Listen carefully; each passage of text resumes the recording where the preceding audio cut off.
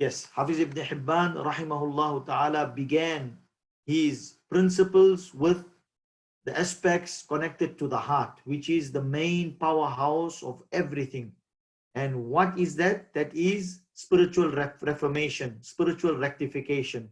And that is taqwa.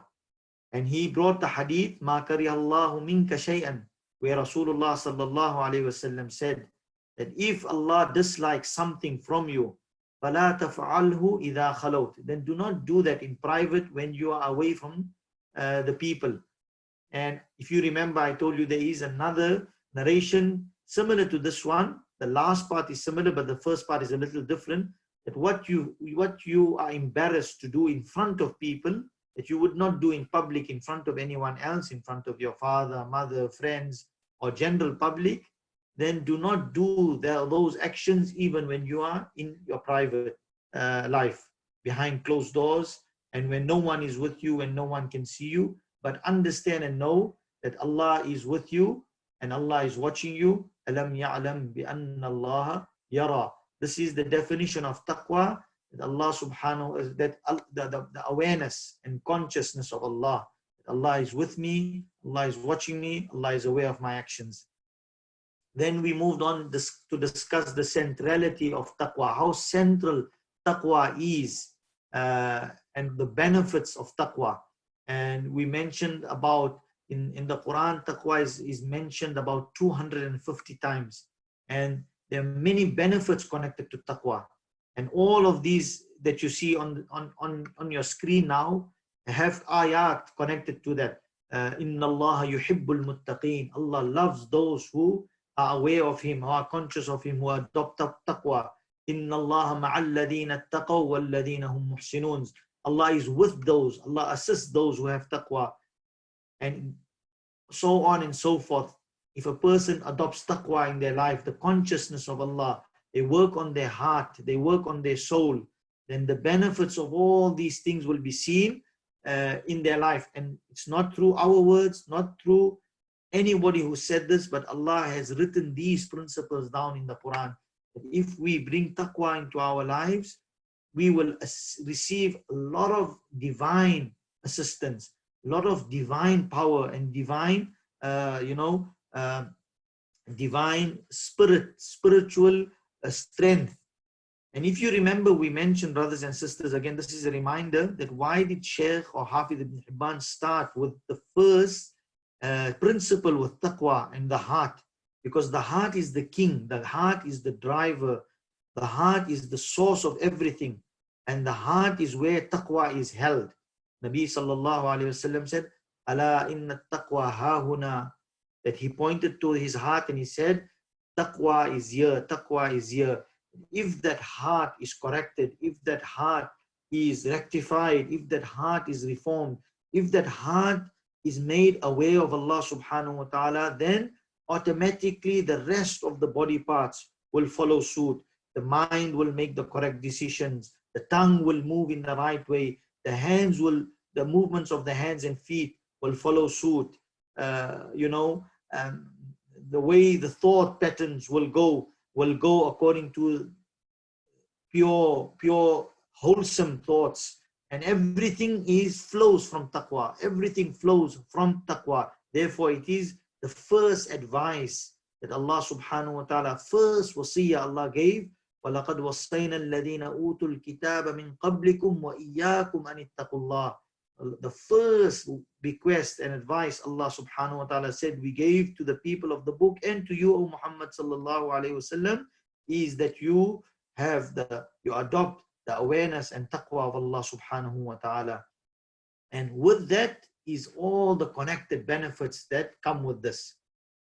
Then we moved on to discuss how taqwa is self-awareness, which then leads to the awareness of Allah subhanahu wa ta'ala. There's a beautiful saying which says, "Man arafa nafsahu faqad arafa rabbahu." The one who knows himself knows Allah subhanahu wa ta'ala. The one who knows his nafs knows his creator.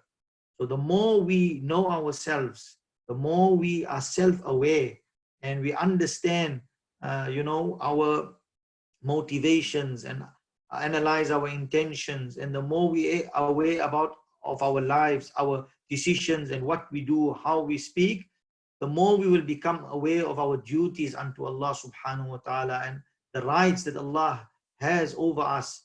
And we will start becoming aware of those by fulfilling those rights. And this is there which says that to be mindful of Allah is to be conscious of His duties and His greatness. And then also we discussed that the opposite of aql in this context is vain desire, to follow the dictates of the nafs and the impulse. And then we moved on to a discussion regarding the aspect that taqwa can't be faked. Taqwa can't be faked because taqwa is to do with the heart. Allah subhanahu wa ta'ala says in the Quran, فَلَا تُزَكُّوا أَنفُسَكُمْ do not claim piety for yourself. Do not claim that you know a certain thing, or you have reached a certain position, or you have reached a certain level. Huwa a'lamu biman ittaqa. Allah is the one who knows who is most fearing, who is most conscious. Taqwa cannot be faked. And furthermore, Sheikh Hafiz ibn Hibban goes on to explain that if you try to fake taqwa, you try to put that holier than thou attitude out there, and you try to, be condescending to people, talk down to people, make people feel bad in terms of their spirituality, and you make it seem that, you are very, pious, and you present yourself, trying to, show yourself as being very Allah fearing, Allah conscious. And if the heart does not mirror that, your heart does not match that, then automatically the inner condition will present itself, will expose itself, and it will come out. And how will it come out? He quoted, he said that Ibrahim al-Nakha'i rahimahullah ta'ala would say that a person would speak of something, and a good word he would speak, and he would have an intention of good with it. And then with that, Allah would create the feelings in the hearts of the people, and they would say that it would affect them, and they would, it would influence them, and they would become better people by those words. And they would say that those words, this person meant only goodness by it. Whereas another person would speak of a good word, and he would not intend good words with good intentions with those words. He would intend some worldly benefit of some kind, and his intention wouldn't be Allah subhanahu wa ta'ala or akhirah. Then the effect or outcome of those words and any action this can be based on would be negative. And the people listening to this, even if the words are good, but the intention is corrupt, the effect and result would be corrupt, and people would feel, it would be a natural outcome where the inner feeling of the people would be that this person has not intended good with this. And this is the filter of Allah. Allah creates a filter like this, where what we do and what we say must match our inner, must match and mirror our inner feelings. Otherwise, it belies us. And you know better than me, brothers and sisters, there is a lot of telltale signs. You have these people who read the body language. They study body language, and they say if somebody is lying, you can see from that person's body language, by the way, the inflection in the words, the way the telltale signs of the body, how the eyes are, how the hands are, how the body twitches, and how the different parts of the body do not match with what's been said. You can tell if this person is talking the truth or the lie. And this is a human being. Allah subhanahu wa ta'ala is the one who creates the feelings with that. Besides it showing outside, the feelings with that. And inshallah, we'll discuss that a little bit later on today as well, regarding how this is shown out. And this brought us to where we stopped, which was that our goals, brothers and sisters, dictate our lives. And Hafiz ibn Hibban speaks about this. He says that every person, every single human being born to this earth keeps something on their mind. They have some objective, some goals. They are concerned about something. And if they are not concerned about anything, they don't have any worries or anything to motivate them, then basically they will wither away.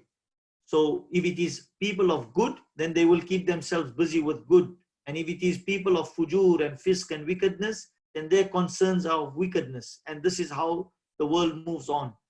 So the point made is our own short-term goals and long-term goals. If we can work on building those goals around noble, ideal goals, goals of the pleasure of Allah, goals of seeking our akhirah, goals of building for ourselves a great reward when we meet Allah subhanahu wa ta'ala, goals of protecting what rewards we have built, goals of working for the benefit of humanity and mankind, goals of following the sunnah, and everything that we do, whether we go to job every day, whether we are studying, whether we are getting married, whether we are making tarbiyah of our children, whether we are spending times with our wives and husbands, whatever we do, we base it over that. We base everything on that overall goal. And this will dictate our lives. This is a very, very, subhanallah, very pertinent point. And if you remember, I asked you to go back and think about what's that one goal in my life, one major, major goal in which I can fill everything that I'm doing in my life and fit it into that one frame. Frame every word that I speak, every action that I do in that goal and in that objective. And this is the hadith which says, innamal a'malu binniyat. Every action is based on its intention. And if we have that one overarching goal, then inshallah it's like that sincerity and that taqwa which gives value to our actions. Take an example of this. You can have 1,000,000 zeros. You can have 1,billion zeros, 1,000,000,000,000 zeros, and all those zeros can fill up pages and pages and pages and pages of paper, but they will have no value to it. In fact, they will just be zeros. They will be valueless. And if you just take one, just the one, not even a two, not even a three, not even a 20, not even 100, just a one, and you put it at the front of this, at the beginning of these trillion zeros, those trillion zeros now, with this addition of this one small figure, have transformed something without any value to something with so much value. Where at one moment it was valueless, now it's $1 trillion, or it's 1 trillion, value. And this is our taqwa. This is our overarching goal. Whatever we do, if we have no intention, we don't have an overarching goal for it, and we are pulled a little bit this way, that way, our intention is pulled this way. Sometimes we start some good action, and then we along the line somewhere we forget and we are pulled into this direction, or we start something and then we are pulled into that direction, and we don't have that anchor, that hook, that peg by which we can maintain that course, that compass, that qibla in that one direction, that even though we go through difficult times in our life, that ship which goes through storms at sea, it goes through hurricanes, but if it remains on course, its compass is functioning correctly, inshallah it will reach its destination. This overarching goal will give value to everything that we do in our lives. Let us all find that one overarching intention and goal in our lives which will add Allah consciousness to everything that we do. Let us all add one overarching goal in our lives, in our deen, in our dunya, in our families, in our children, in everything we do. And it will take, it's not just easy as saying, okay, this is it. No, sit and think about what's that one thing that I can hone into, that I can focus into, that I can make my target. And everything I'm going to fit in this, and inshallah, this will bring value into everything else. It will bring that taqwa and Allah consciousness in everything that I'm doing. So this is that where we stopped in our last class, and inshallah we are continuing from this point. The status of taqwa in the scale of intelligence. The status of taqwa on the scale of intelligence. So, you know, we got a scale, right? And Hafiz ibn Hibban has 50 such principles. And he's put taqwa as number one, as the highest level of intelligence. The first thing, the first station on this road. The first station on this road towards becoming a person of لَعَلَّهُمْ يَعْقِلُونَ, the people of understanding, the people of intelligence, which the Quran speaks about. They have eyes of the heart and they are insightful people. The first station on this road is taqwa. The second point, practicing taqwa leads to honor and respect, while seeking worldly honor leads to disgrace. And the best provision to accumulate for this world and the next is taqwa. The best provision to accumulate for this world and the next is taqwa. I will take the first point and discuss that for a minute or so. The first station on this road, if you remember, I told you and we discussed that as a person moves, there's a beautiful book written by Ibn Qayyim rahimahullah ta'ala, a great scholar of Islam, and the book's name is Madarijus Salikin. The stations and the levels of the Salikin. Who's the Salik? Salik is the seeker. Who is the seeker? The one seeking Allah subhanahu wa ta'ala, the one seeking to, you know, find perfect life, find a successful life. That seeker. And that book covers all the different spiritual stages a person should cover and will go through, and the bad habits and spiritual sicknesses and illnesses a person should be aware of and should clear from their hearts and from their soul to be able to achieve that. The first thing, the first station on that road is taqwa. This is number one. Number two, practicing of taqwa leads to honor and respect, while seeking worldly honor leads to disgrace. We've discussed this previously under this topic of understanding that taqwa cannot be faked. And if we are seeking taqwa for the honor of, if we are seeking taqwa for Allah's pleasure and for akhirah and for pure intentions, then Allah will grant izzah and respect. If a person seeks honor for anything else, Allah brings disgrace with that. That definitely comes with disgrace and nothing else. And all you have to do, brothers and sisters, is look at the books of history and read about the rise and fall of different empires, the rise and fall of different individuals, personalities, leaders. And we should make a habit of this ourselves. Let the children also know that this is a very good thing to do. It's a very good practice to do, to read about the rise and fall of past nations and past people. If you remember from the last lesson, one of the best, greatest teachers of wisdom is precedence, is history. Sa'idu maw'ida bighayrihi, the fortunate one is the one who learns from the mistakes of others. He learns and he grows from the successes of others. So you don't need to make those same mistakes and same errors again.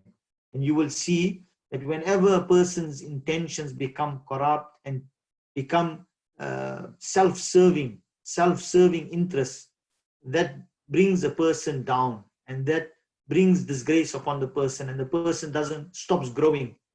And I'm going to relate a hadith to you, beautiful hadith of Rasulullah sallallahu alaihi wasallam, and you can remember this as a principle of your life as well. Rasulullah sallallahu alaihi wasallam has said, when a person does some actions and through those actions they prove themselves to Allah, then Allah develops love for them. Allah develops a relationship of love, the lover and the beloved. Allah allows that connection to grow with the servant and himself. Now we must remember, brothers and sisters, with Allah we have many different relationships. With Allah, the servant, before I go on with the hadith, I'll just make this point. With Allah, we all have multiple different relationships. First of all, we are the creation of Allah. Every human being is the creation of Allah subhanahu wa ta'ala. Muslim, non-Muslim, believer, non-believer. Human, jinn, animals. By default, we are the creation of Allah. And that already puts us in a position and a relationship with Allah. And that has its own merits and its own meanings and its own value and its own benefits. And then more so, as Muslims, as believers in Allah, we have another added special relationship on that. Wallahu waliyul mu'mineen. Allah is the guardian. Allah is the patron. Allah is the friend of the believers. So as soon as we become believers, we have an added relationship with Allah as a basic level, at a basic level. And therefore Rasulullah sallallahu alaihi wasallam said to the Kaaba, O Kaaba, how honorable are you? How great are you? How blessed are you? But the honor of one believer, the honor of one believer is more sacred to Allah than you are. What that means, the most weakest believer in the world, maintaining the honor and respect of that one person, Allah subhanahu wa ta'ala, is more easier for Allah subhanahu wa ta'ala to accept that the Kaaba be broken than to accept that honor of the believer has been taken and has been compromised. So that is at that level. But more than that, when a person makes effort on their taqwa, and a person makes effort, stays away from sin, stays away from those things Allah subhanahu wa ta'ala dislikes, and all the time works upon doing those things which Allah loves and Allah likes. As the hadith says, the person draws closer and closer and closer to Allah subhanahu wa ta'ala until Allah becomes the hands and feet of that person, the eyes of that person, the ears of that person. What does this mean? This means Allah becomes very close to this person. And this person attains a very close position, a position of the lover and the beloved, where that love is so close. Allah builds an attachment. And this hadith says, I'm going now to quote that hadith for you. And to make you understand, or make us understand, how this taqwa affects everything in our lives. When a person does actions, Rasulullah sallallahu alaihi wasallam says, Allah subhanahu wa ta'ala develops, Allah allows that relationship to develop to love. And Allah subhanahu wa ta'ala calls Jibreel alayhi salatu wassalam. And Allah subhanahu wa ta'ala says, O Jibreel, I love so and so. You too now should love this person. Then Jibreel alayhi salatu wassalam comes and announces to the people of the heavens, to all the inhabitants of the heavens, Allah subhanahu wa ta'ala loves so and so. And I, Jibreel, also love so and so. All of you also should have a love for so and so. And the name of that person is taken. Then the hadith says, وَيُوضَعُ لَهُ الْقَبُولُ فِي الْأَرْضِ. Then that acceptance is put into the hearts of the people on this earth. That this same sentiment, is put down into the hearts of the people on this earth. And that's where you find this person, subhanallah, their life is hayatan tayyiba, sweet life, contented life, life of satisfaction, where they see their wives and they are so satisfied and happy and pleased with what they see, where they look at their children and it brings a smile in their hearts and fills their hearts with gratitude. When they see what Allah has blessed them, everything, they just are so grateful to Allah for. They don't have any complaint on their tongues. They don't have any things to complain about. Even in difficulty, they seem to be in a serene, comfortable, happy place. When they have objectives, when they have responsibilities, when they have work to do, when they have intentions, when they make decisions to do something, Allah subhanahu wa ta'ala makes it fall into place for them. As we did the hadith last class, Allah gathers their matters for them, their affairs for them. Allah puts it all in front of them. This is that يُوضَعُ لَهُ الْقَبُولُ فِي الْأَرْضِ. Allah puts that down into the earth for them. And then the hadith mentions the opposite of this. When a person continuously does those actions which earn the anger and hatred and dislike of Allah subhanahu wa ta'ala, Allah calls Jibreel alayhi salam and tells Jibreel alayhi salam, I have developed a disliking for so and so. You too should dislike so and so. And then the announcement is made in the heavens. And then the hadith says, وَيُوضَعُ لَهُ مِثْلُ ذَلِكَ فِي الْأَرْضِ, that the same sentiment, the same feeling is then filtered down into the hearts of the people in the earth. So this is that aspect of when the heart is true and we are sincere in this and we have that overarching intention of working towards that one great objective of pleasing Allah or for building our akhirah, then inshallah everything else will fall into place. If not, then it will just be all a ruse and a fake. And once that is built up, then Allah protect one and all. Allah protect every single human being, every single Muslim and Muslimah from this, that when the disgrace comes, Allah subhanahu wa ta'ala can disgrace a person while he is sitting in his own home. Allah protect us. There is some additional points I want to just speak about on this discussion about the heart. Hafiz ibn Hibban says, وَالْوَاجِبُ عَلَى الْعَاقِلِ, it is necessary for the intelligent person, الْإِهْتِمَامُ بِإِصْلَاحِ سَرِيرَتِهِ, that he works upon, focuses upon correcting his heart. وَالْقِيَامُ بِحِرَاسَةِ قَلْبِهِ عِنْدَ إِقْبَالِهِ وَإِدْبَارِهِ وَحَرَكَاتِهِ وَسُكُونِهِ, and he stands guard. Take note of this.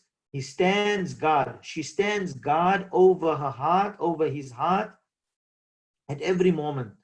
When the heart is in movement, when the heart is at rest, when he is going, when he is coming.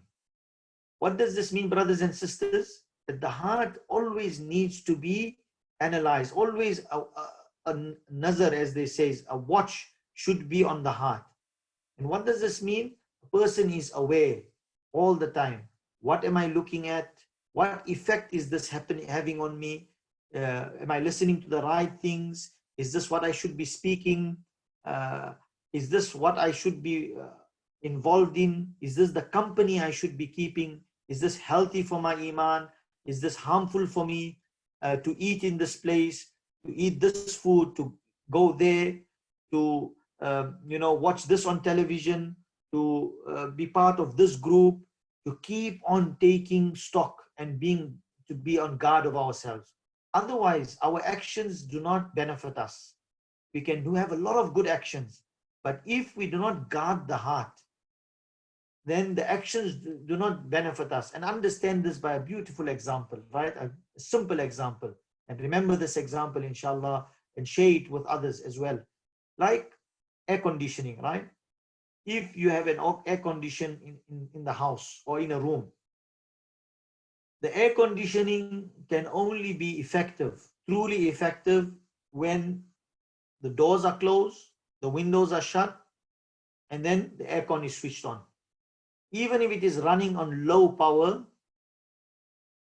ultimately it will cool the room down and it will have an impact and effect on the space. But if a window is left open or a door is left open, or there's some cracks where that air is escaping from, then even if that air conditioning is running at perhaps a higher space, a higher mode, or on high mode, it will use more energy and it might not still keep the room cool, and the effects of that will still not be full. So ulama explain beautifully, they say the heart is similar to this. When a person does good actions, they perform salah, they recite Quran, they make dhikr, these are actions which increase the nur in our hearts, which increase our levels of iman, our connection with Allah. These are spiritual exercises. And these bring about strength, spiritual strength in our heart. But if a person does not close the windows of the eyes does not guard the window of the ear, does not guard the window of the tongue, does not guard the window of the mind. These four avenues, the ears, the eyes, the tongue, and the mind. And they allow anything to filter through their eyes, whatever, wherever they are going in the marketplace, they allow their eyes to wander, where they allow their ears to listen to anything and everything. They allow their minds to entertain anything and everything. And basically, the effect of all those good deeds are not truly felt. And the corruption and pollution which filters through these four avenues neutralizes or takes away the benefit of that taqwa, of that nur. And this is that aspect of keeping guard. When a person watches all the time, and Ramadanul Mubarak is coming up, Ramadan is there to teach us taqwa, where we always are aware of Allah all the time, that Allah is with me, Allah is watching me. I will not touch drink of water, sip of water, or a morsel of food, even though I'm alone in my home, because I'm fasting. This is that great lesson of taqwa that Allah is teaching us. So when we are normally in our lives as well, we keep that reminder, inshallah, that Allah is with us, Allah is watching us, and I need to keep guard of my eyes, my ears, my tongue, and my mind, and not allow anything to filter through this.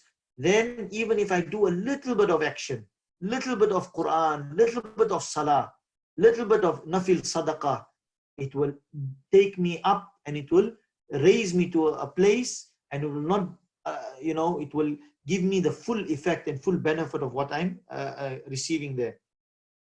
Another last point I want to make here is that also to understand that taqwa and our spiritual state has something called qabd and bast. Qabd and bast.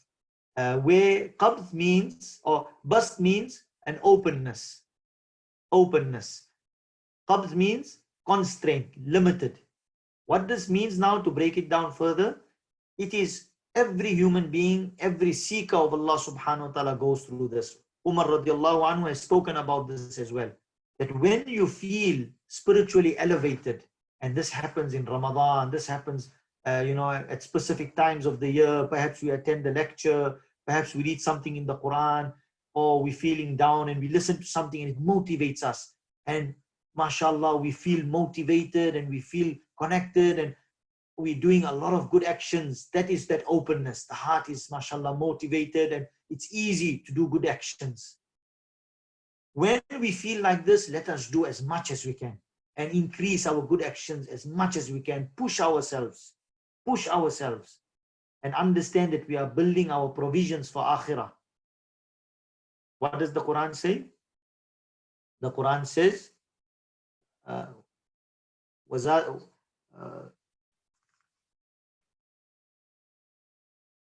Zadut taqwa, the provisions of taqwa, dhalika khair, that is the best of provisions. The best of provisions is the provisions of taqwa. So the more good deeds we can do, the more good deeds for akhirah we can accumulate at that time, we should increase. But remember that that state doesn't remain consistently. We are human beings. We should be aware of ourselves. We should be self-aware that there will be a time that we might feel a little down. We might come to that restriction where we don't normally or naturally feel motivated to do many good actions, or to grow spiritually and things like this. At that point, Umar radiallahu anhu explains it beautifully. He says, at that point, keep yourself to the fara'id. Hold on dearly to the fara'id and the obligations of Islam. Keep up your salah, keep up the main obligations of Islam, keep that up. And inshallah, basically he's saying, hang in there and just wait. Inshallah, that will pass, and again the openness will come, and again you apply yourself. So don't fall off the wagon, don't lose the qibla. When you're feeling like this, don't resort to your bad habits, don't give up your salah, don't turn to your bad routines, don't get lost in haram things. hold on, hang in there. And inshallah, that will pass and you'll again find yourself in an openness, and there you can apply yourself again, inshallah. Hafiz ibn Hibban discusses this point. He says, Inna lihadhihi al-qulub shahwatun wa iqbal. That these hearts are by nature have a motivation to it. And then, wa inna laha fatratun wa idbar. That again, these hearts also have a time when they, pull back. They pull back. فَخُذُوهَا عِنْدَ شَهْوَتِهَا وَإِقْبَالِهَا. Push it and maximize your benefit. Take advantage when it is motivated, when it is moving forward. وَدَعُوهَا عِنْدَ فَتْرَتِهَا وَإِدْبَارِهَا. And give it some space when it is holding back.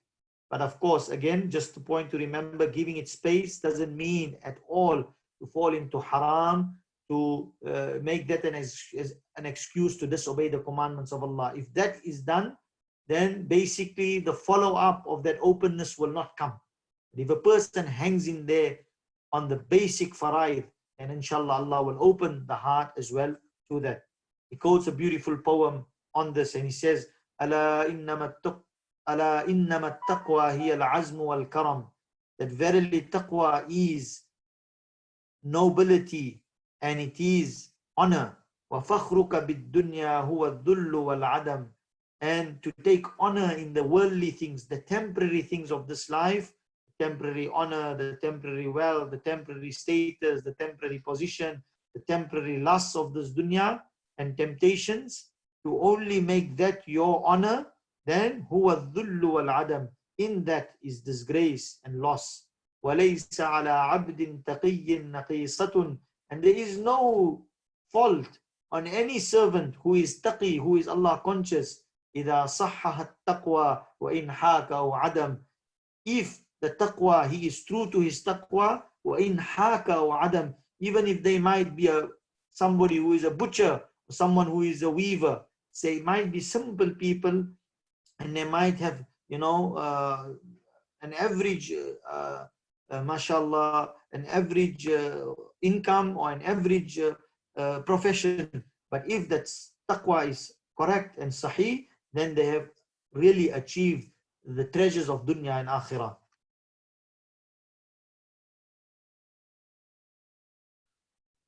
As one ages, brothers and sisters, the last point, best provisions to accumulate for this world and the next.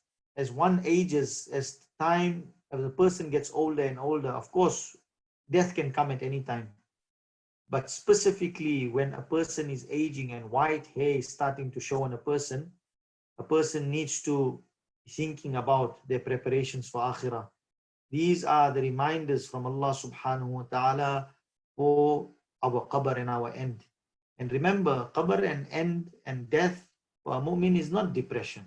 It's not to think, morbid and things like this, but it is to motivate a person to a life of greatness, actually, a life of true potential, by achieving your true potential in this world, by being a better person, a better father, a better parent, a better spouse, a better community member, and overall a better servant of Allah subhanahu wa ta'ala, thereby unearthing the beautiful potentials and skills Allah has kept in each one of us. Nabi sallallahu alayhi wasallam has said, "An-nasu kama'adini al-dhahabi wal-fidda." People are like the mines of gold and silver. Khiyaruhum fil jahiliyyah, khiyaruhum fil Islam. The best of those who were the qualities, who had these skills in jahiliyyah, they used the same skills and same qualities for deen, and they became the best in deen also. So all of those, look at the example Rasulullah gave. We are mines of gold and silver. When you look at your son and your daughter, you should see in them the skills Allah has kept in them. When you see your wife and your husband, look and try to recognize the skills Allah has put into them and understand that it's there. We need to unearth it. We need to work on it and bring it up to the surface and shine it and buff it and make it of value, and then benefit ourselves with it and benefit those around us with it. And the more we do that, inshallah, the more honor Allah will give us in dunya and akhirah. the more we will be able to benefit others as well, inshallah. So this is that aspect of building our provisions for akhirah and understanding as the years go by. A birthday actually really, every birthday, we can share this with our children. They come, mommy, daddy, my birthday today, mashallah. I tell you, mashallah, it's your birthday today. May Allah give you many, many long years with health and strength, and may Allah honor you. May Allah take you from strength to strength. May Allah increase you in knowledge, in understanding, in the goodness of dunya, deen, qabr and akhirah. Make lots of dua for them. Celebrate a birthday in that sense by drawing their attention to them that you are growing older, my son and my daughter, and you need to, inshallah, start working on these things. We all know the date of our birth. Everybody knows the date of their birth. And we use it everywhere. We use it as IDs. We use it as passwords. People use it to identify us. Every account that we have, they ask us our date of birth. Nowhere, at no point, somebody will ask us our date of death. Because there's no person walking on the surface of this earth who does not know, there's no person who knows the date of death. The only people who will know our date of death will be the people who will walk past our gravestone and our headstone and will see DOB and DOD. That this person was born on this date and this person left this world on this date. And every 1 year we pass, we were born for a fixed time. You know this, right? إِذَا جَاءَ أَجَلُهُمْ لَا يَسْتَأْخِرُونَ سَاعَةً وَلَا يَسْتَقْدِمُونَ. When we are born, when the time will come, it will not be brought forward a second nor delayed a second. So that time is fixed. It's fixed for me, it's fixed for you, fixed for my parents, fixed for my children. And the same goes for all of us. So we know the date we were born. Every 1 year which passes in our life, actually, instead of celebration, should be a time of reflection, if anything. Ya Allah, I'm 1 year closer to my end. Not 1 year older from my birth. I'm not 1 year older. What significance is that? Really, the significance is I'm 1 year closer to the day I'm going to meet you, Ya Rabbi. And what have I prepared for that day, Ya Allah? How have I developed myself? What you have asked from me, what you have put me in this dunya, how have I become that servant of yours which your Nabi will be proud of? How have I tried to bring that sunnah in my life? What have I done to become a better person than I was last year and the year before and the year before? So really, our birthday should bring that thought to our mind that I'm 1 year closer to my end.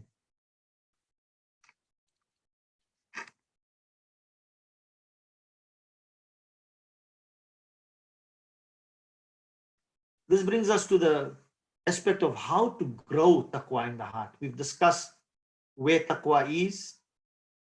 We've discussed the benefits of taqwa. We've discussed how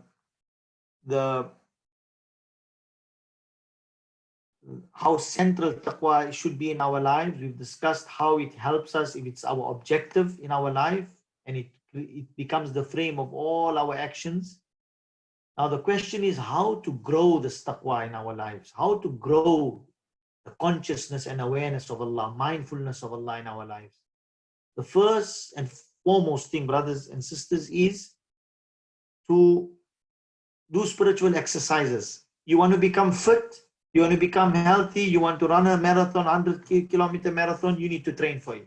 You need to do exercises. Everything you want to achieve has a training for it. You want to become a doctor, you need to train for it. Anything in life you want to achieve, you want to learn, you have to train for it, you have to exercise for it, you have to practice for it. To grow the mindfulness and awareness of Allah in our hearts and our lives, we will also have to train and exercise for it. There are exercises for it, spiritual exercises. And what are those exercises? Those exercises are in our beautiful deen. Our daily salah. We work upon perfecting our daily salah and focusing in there with khushu, khudu, concentration, making a good wudu, concentrating in salah. That reciting Quran, making dhikr. And of course, each one of these things is a separate topic on its own of how, we can go deep into this. But these are spiritual exercises. As I mentioned to you, every good deed that we do, giving sadaqah, every good deed that we do increases the nur in our hearts. You know this hadith, very famous hadith, that when a person does a good action, a bad action rather, a black dot settles on their heart. And if they don't make tawbah and they do another bad action, another black dot sets on their heart. And it keeps on getting darker and darker if they don't make tawbah until it becomes sealed. Their hearts become sealed. Allah protect us all and our progenies from that condition and that state. Nevertheless, the opposite of this is that when a person does a good action, that generates nur in the heart. As a bad deed generates zulmat and darkness in the heart, a good deed generates spiritual power and nur and guidance and taqwa in the hearts. So that's number one. Let us inshallah evaluate our lives, our salah, evaluate how much Quran we read in our lives, evaluate our relationship with dhikr, how often we sit and we remember the name of Allah subhanahu wa ta'ala. We should be doing this daily, even for a little bit in the morning, little bit in the evening. Is the instruction of the Quran, وَسَبِّحُوهُ بُكْرَةً وَأَصِيلًا, and take the name of Allah in the morning and the evening, sit and make some dhikr. These aspects will increase the awareness of Allah subhanahu wa ta'ala. The repetition of these exercises increase the mindfulness of Allah. It's like a person learning karate, simple example, where they stand and they do one move over and over and over again. And you wonder what's the benefit of repeating the same move over and over again, stretching the hand out and then bringing it in, stretching it out and doing a punch and bringing it in. The idea of doing those exercises repeatedly is to make that part of your second nature, part of your instinct. And that if you are ever in the situation where you need to defend yourself or protect yourself, by instinct, by reflex, your body would react. Likewise, doing spiritual exercises repeatedly is to train ourselves. We might not feel anything at that moment, but actually internally it's having an effect on us. Someone came to an alim and said, Sheikh, I make dhikr all the time, but I don't see any benefit in it. I'm making dhikr, but sometimes my mind is thinking about something else. So the Sheikh said, Bhai and brother, actually, don't you see, even you should be grateful to Allah subhanahu wa ta'ala that, Ya Allah, you allowed even just my tongue to be busy with your remembrance. That in itself is a favor of Allah subhanahu wa ta'ala. Just my tongue saying La ilaha illallah, La ilaha illallah. Even if I'm not that much, I'm still working on my concentration, but just the tongue being involved in the dhikr of Allah itself has benefit, it has merit, it has reward, and it's having an effect on our souls and our heart. So that's number one, train to do the spiritual exercises and to train the heart. Number two is to sit with humble people. This is very important. I've got 3 minutes left. I'm going to try to wrap up quickly, inshallah. Sitting with the right people. This is very important, brothers and sisters. We can't hope to achieve something. We can't hope to achieve Allah's awareness, and we are sitting with the people of ignorance.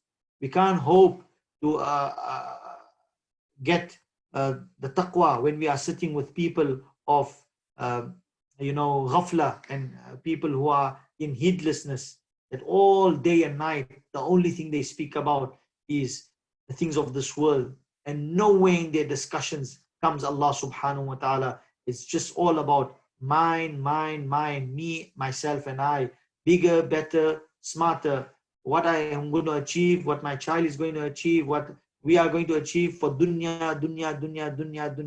If we are surrounding ourselves with people like that, it will be very difficult for us. We are the sum. Remember this, we are the sum of the people we surround ourselves with. Who we surround ourselves with, we automatically become the sum total of those people. Whether we like it or not, whether we accept it or not, this is the fact of life.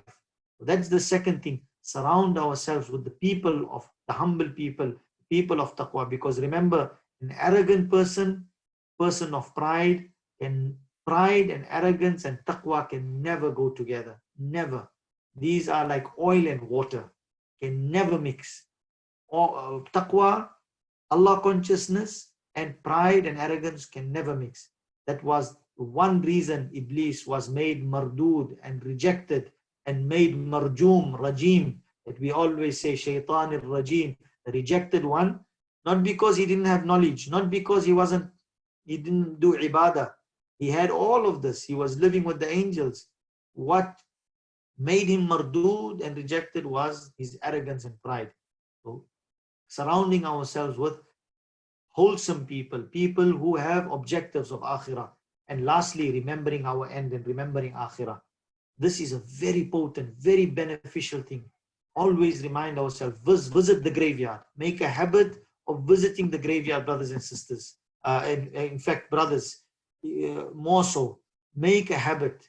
Sisters, when you're driving past the graveyard, look at the graveyard, read 3 Qul Huwallahs and send the thawab and reward to the people there. Take it an ibrah, take a lesson from there. I am here today, I am standing. Without a doubt, one day I will be lying here, and perhaps people will come or not, but they will come and recite for me, and they will come and make dua for me, depending on the life that I lead on this in this dunya. Remembering my end, remembering my akhirah. These are the 3 things Rasul sallallahu alaihi wasallam has said about remembering your death. He said, "Akthiru dhikra hadhimi al-ladhat." Increase and make excessive. Make excessive. Look at the words of Rasul sallallahu alaihi wasallam. Akthir, increase, make excessive that thing, the mention of that thing which will decrease or destroy temptation. And what is that? Al-maut, death.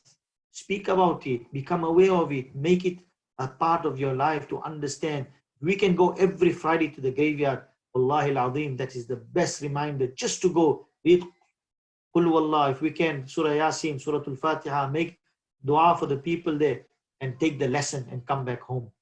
I was once visiting a scholar, and he told me, come, let's go visit some friends, my best friends. I thought, mashallah, we're going to visit somebody. So we went, and close to the masjid was the graveyard. So we went to the graveyard, and I thought we're going from there somewhere else. And then we came back to the masjid, and he said, how was the visit? So I said, Sheikh, sorry, are we still going? He said, no, these were the best friends that you'll ever have. I said, who? He said, the graveyard. They are the best friends for 2 reasons. They will give you the best advice, and they will never backbite you. The best advice they will give you is that we were once like you, and tomorrow you will be like us. And they will never backbite you. And that's the best, wallahi al-azim, if we have a friend like that who gives us advice for preparing for our eternal life and preparing for a life which has no end. Khalidina fiha abada, living in there for eternity. Such a friend, whether it is in the graveyard, whether it is a friend we can find in our life who speaks about these things, and we speak about this in our gatherings, then let us hold on to such people, because we need this reminders, and our hearts need these nourishments and these food for thought. This brings me to the last slide, which is a poem, and I'll just translate it and finish it. The poet says, وَإِذَا مَا خَلَوْتَ الدَّهْرَ يَوْمًا فَلَا تَقُلْ. If you are ever alone, don't say, خَلَوْتُ وَلَكِنْ قُلْ عَلَيَّ رَقِيبُ. Don't say that I am alone and I'm in private now, but say that upon me is Raqib, Ar-Raqib, the watchful one. وَلَا تَحْسَبَنَّ اللَّهَ يُغْفَلُ سَاعَةً. And don't ever think or imagine that Allah subhanahu wa ta'ala is unaware even for a moment. وَلَا أَنَّ مَا يَخْفَى عَلَيْهِ يَغِيبُ. And that what you can't see is actually absent. And don't think what you can't see is absent. Not everything that you can't see is absent. There are certain things you can't see, but they are there all the time. أَلَمْ تَرَ أَنَّ الْيَوْمَ أَسْرَعُ ذَاهِبًا. Do you not understand that today is moving away fast? وَأَنَّ غَدًا لِلنَّاظِرِينَ قَرِيبُ. And that tomorrow is very close. Yani tomorrow, the akhirah. This dunya is moving away, it's slipping away from our hands very fast through our fingers. We think we have it all in control, but without realizing, it is slipping year by year, moment by moment. When any one breath passes our mouth, that breath is never to come back to us, and that is bringing us to our end. May Allah subhanahu wa ta'ala grant us that taqwa, that consciousness, that awareness, through which inshallah we can build the rest of the good akhlaq and the good characteristics which are required to be part of those aqil people on the day of Qiyamah, and benefit in this dunya, benefit in the akhirah. Here you see, brothers and sisters, is some of the topics inshallah that are to be covered in the near future. Inshallah, we will be moving to seeking knowledge next, and controlling the tongue, truth and lies, modesty, humility and vanity, to become beloved, to how to become beloved to the people, the use of diplomacy and avoiding flattery, and spreading of salam. These are just 9 here of the principles, and of course the first one which we've covered.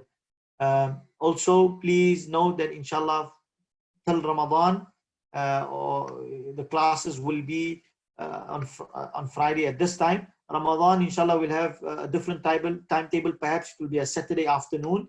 We will inform the brothers and sisters about this, inshallah, as we come closer to the time.